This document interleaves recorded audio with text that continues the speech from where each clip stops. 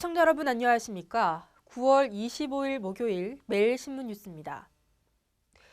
밀양 송전탑 건설 반대 시위 현장에서 경찰관이 술판을 벌였다가 경찰 간부에 적발된 사실이 뒤늦게 알려졌습니다.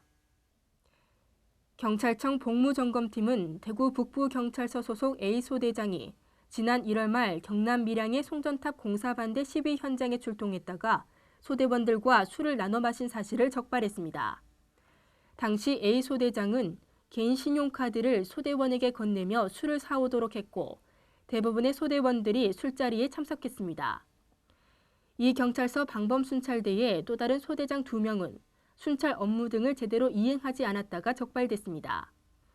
이런 사실은 순찰대원으로 추정되는 누군가가 경찰청에 투서하면서 알려졌고 경찰은 A 소대장 등 3명을 인사조치한 뒤 징계할 방침입니다. 정부가 장년 고용 종합대책을 발표했습니다. 이를 더하고 싶은 장년층의 은퇴 시기를 더 늦추고 이를 지원하는 내용이 담겼습니다. 정부는 어제 경제관계 장관 회의를 열고 장년층의 고용 안정과 자영업자 지원 대책을 발표했습니다. 우선 고용보험에 가입된 50세 근로자에게 경련 진단과 노후 설계를 제공하는 장년 나침반 프로젝트를 추진합니다. 300인 이상 기업은 퇴직 예정자 전직 지원이 의무화되고 이들에게 훈련과 취업 알선 등을 해주면 1인당 100만 원을 지원합니다. 퇴직 후에는 더 질 낮은 일자리로 재취업하는 현실을 고려해 현재 일자리에서 더 오래 일할 수 있도록 지원도 강화됩니다. 임금 피크제를 도입한 기업에 연간 정부 지원금 한도를 늘리고 장년층에 적합한 일자리를 발굴하고 고민하는 기업에게 제도 개선 비용도 지원합니다.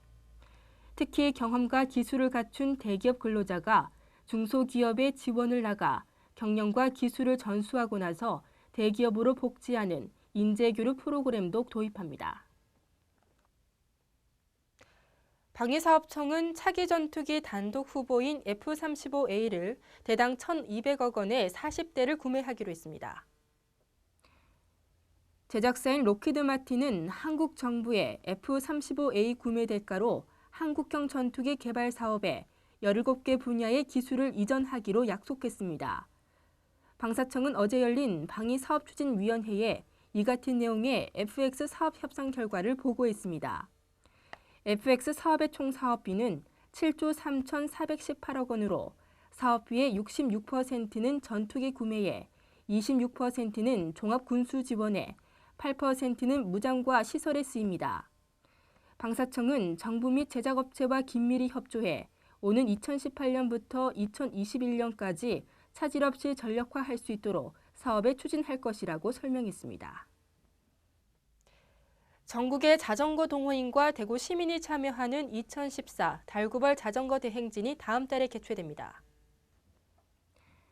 매일신문사와 맑고 푸른 대구 20일 추진협의회는 다음 달 3일 2014 달구벌 자전거 대행진을 개최하기로 했습니다. 이번 행사는 전국의 자전거 동호인 3천여 명이 참여하며 달구벌 대로를 중심으로 두류 운동장에서 만촌 내거리를 왕복하게 됩니다. 이날 행사는 오전 9시 본 행사장인 두류공원 야구장에서 개회식을 하는 것을 시작으로 행진과 뒤풀이 및 공연 행사 등으로 이어집니다.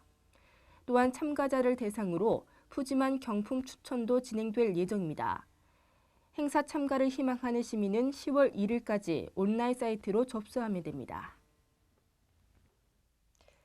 여가 시간에 공영 관람이 크게 늘고 있는데요. 갑자기 출연진이 바뀌거나 티켓 환불 요청을 거부당하는 등 피해 사례도 급증하고 있습니다. 한국소비자원은 올 들어 지난달까지 접수된 공연 관람 관련 소비자 피해 건수는 46건으로 1년 전보다 3배 이상 늘었다며 소비자 피해 주의보를 발령했습니다. 유형별로 보면 공연 출연자가 갑자기 바뀌거나 예약한 좌석을 배정받지 못하는 등 사업자의 계약 불이행 때문에 일어난 피해가 전체의 52%로 가장 많았습니다. 소비자원은 이런 경우 입장료 전액과 입장료의 10%에 해당하는 금액과 함께 배상받을 수 있다고 밝혔습니다. 또 소비자가 개인 사정으로 예매를 취소할 때도 공연일 기준으로 10일 전까지는 전액 환급받을 수 있다고 소비자원은 설명했습니다. 다시 전국의 청명한 가을 날씨가 이어지겠습니다. 낮 동안에도 기온이 크게 오르면서 일교차가 크게 벌어지겠는데요. 대구와 경북 27도로 어제보다 높겠습니다. 이상으로 매일 신문 뉴스를 마치겠습니다. 시청해주신 여러분 고맙습니다.